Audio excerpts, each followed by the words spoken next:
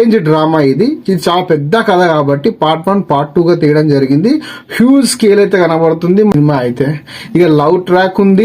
Starting కుల్లం title card తోటి ఒక voice over తోటి మనకి ట్రైలర్ స్టార్ట్ కావడం జరుగుతుంది. అంటే టైం పీరియడ్ లో వచ్చిన సినిమా లాగా కనిపిస్తుంది. దాంతో పాటు ట్రెండ్ కి తగ్గట్టు కూడా ఉండేటట్టు ఉంటుంది సినిమా. ఫాదర్ దేవరా మరి కొడుకు పేరు ఏంటి అనేది ఇంకా అయితే రివీల్ అయితే చేయలేదు దాంట్లో.